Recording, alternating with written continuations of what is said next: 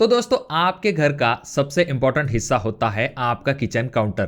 पर जब बात आती है इस किचन काउंटर को बनाने की, तो आपके दिमाग में यह सवाल जरूर आता है कि इस काउंटर को बनाने के लिए हमें कितना खर्च आ सकता है। अब कोई आपसे कहता है कि 60,000 रुपए तक खर्च आ सकता है, या फिर ठेकेदार आपसे कहता है कि 70,000 से लेकर 80,000 रुपए तक खर्च आ सकता है। तो ऐसी चीजों की वजह से आप कंफ्यूज हो जाते हो। पर अब आपको चिंता करने की जरूरत नहीं है, क्योंकि आज के इस वीडियो में हम डिटेल से जानेंगे कि जो किचन काउंटर होता है उसके लिए आपको कितना खर्च आ सकता है। यहां पर हम हर एक इंपॉर्टेंट चीज को कवर करेंगे, जैसे कि ग्रेनाइट के ऊपर आपका कितना खर्च होगा, लेबर कॉस्ट कितना आ सकता है। ऐसी सभी इंपॉर्टेंट चीजों को हम इस वीडियो में कवर करेंगे, जिससे कि आप अपने घर के लिए सबसे बेस्ट क्वालिटी का किचन काउंटर जो है वो बजट के अंदर बना सको। तो दोस्तों मेरा नाम है आशीष और स्वागत है आपका अपने कंस्ट्रक्शन जोन चैनल में। तो आइए सबसे पहले शुरुआत करते हैं किचन काउंटर टॉप के साइज से। देखिए दोस्तों, इस वीडियो में हम जो किचन काउंटर देखने वाले हैं उसकी लंबाई जो है वो 13 फीट होने वाली है। अब आप ये कहोगे कि हमारा जो किचन काउंटर है वो 13 फीट से लंबा है या फिर कम है। तो ऐसे में आपको टेंशन लेने की जरूरत नहीं है। चाहे आपका किचन काउंटर जो है वो 8 फीट हो, 10 फीट हो, 12 फीट हो या फिर 14 फीट हो, वीडियो के एंड तक इन सभी के कॉस्ट के बारे में आपको डिटेल जानकारी मिल जाएगी। फिलहाल के लिए हम एग्जाम्पल के लिए 13 फीट लंबा किचन काउंटर जो है उसे कंसिडर करेंगे। अब ये जो किचन काउंटर होगा इसे बनाने के लिए हम ग्रेनाइट स्टोन का इस्तेमाल करेंगे। अब ग्रेनाइट स्टोन क्यों? देखिए दोस्तों, मार्केट में वैसे तो बहुत सारे ऑप्शंस अवेलेबल है आपके किचन काउंटर टॉप को बनाने के लिए, जैसे कि मार्बल या फिर क्वार्ट्ज। पर मेरे हिसाब से ग्रेनाइट जो है वो आपके लिए सबसे बेस्ट हो सकता है, क्योंकि सबसे पहली चीज तो ये आ जाती है कि जो एसिडिक फूड होते हैं इनका इस ग्रेनाइट के ऊपर जल्दी असर दिखाई नहीं देता है। उसके बाद ग्रेनाइट के ऊपर स्क्रैच भी जल्दी विजिबल नहीं होता है, और साथ में इसके ऊपर हीट का भी जल्दी असर दिखाई नहीं देता है। और अगर हम मार्बल से इसका कंपैरिजन करते हैं तो मार्बल के कंपैरिजन में ये काफी मजबूत होता है।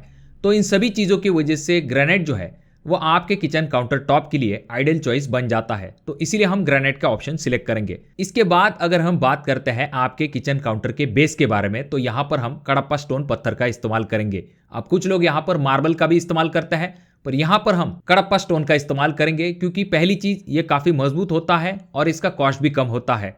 तो आइए सबसे पहले शुरुआत करते हैं कि ये जो कडप्पा स्टोन का बेस बनाया जाएगा, जैसा कि आप अगले वीडियो में देख सकते हो, इसके लिए आपको कितना खर्च आएगा। अब ये जो कडप्पा स्टोन पत्थर है इसकी मदद से इस तरह के वर्टिकल और हॉरिजॉन्टल पीस का एक बेस बनाया जाएगा। तो ये जो वर्टिकल और हॉरिजॉन्टल पीस है इनके लिए हमें जो कडप्पा पत्थर लगेगा वो लगभग 70 स्क्वायर फीट कडप्पा स्टोन पत्थर लगने वाला है। और कडप्पा पत्थर का जो कॉस्ट है वो 55 रुपए पर स्क्वायर फीट के हिसाब से जो है हम कंसिडर करेंगे।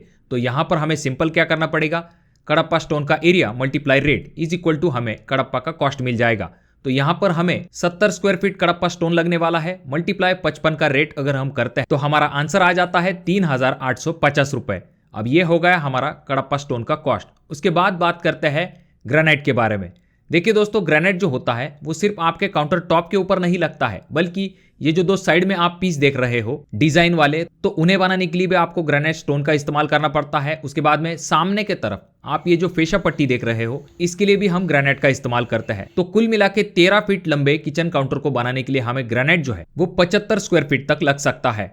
और अगर हम ग्रेनाइट के कॉस्ट के बारे में बात करते हैं तो 150 रुपए पर स्क्वायर फीट वाला ग्रेनाइट जो है वो हम इस किचन काउंटर टॉप के लिए कंसिडर करेंगे। अब अगर आप ग्रेनाइट काउंटर के लिए महंगा ग्रेनाइट लेते हो तो यहाँ पर आपका कॉस्ट बढ़ सकता है, और अगर आप थोड़ा सा सस्ता ग्रेनाइट लेते हो तो आपका खर्च जो है वो कम हो सकता है। पर यहाँ पर हमने 150 रुपए का रेट जो है उसे कंसिडर किया है। तो हमारा किचन काउंटर का ग्रेनाइट का एरिया आ जाता है 75 स्क्वायर फीट, मल्टीप्लाई 150 का रेट इज इक्वल टू आ जाता है 11,250 रुपए। उसके बाद तीसरे सबसे इंपॉर्टेंट पॉइंट के बारे में बात करते हैं, जो कि है लेबर कॉस्ट। देखिए दोस्तों, ये जो ग्रेनाइट का लेबर कॉस्ट होता है ये जनरली रनिंग फीट के हिसाब से लिया जाता है।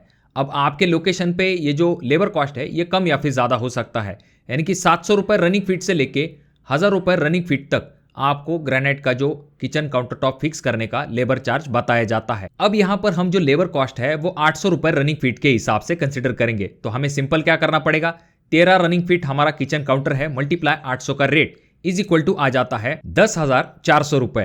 तो ये हो गया हमारा लेबर कॉस्ट। अब देखिए दोस्तों, ऐसा नहीं कि ये चीजें आपने कर ली और आपका कॉस्ट जो है वो खत्म हो गया। इसके साथ में आपको और भी कुछ इंपॉर्टेंट चीजों की जरूरत होती है, जैसे कि किचन काउंटर को बनाने के लिए आपको सीमेंट की जरूरत पड़ती है। उसके बाद में एडेसिव यानी कि ज्यादातर अरलडाइट का इस्तेमाल किया जाता है, और उसके बाद में आपको थोड़ी सी सैंड भी लगती है।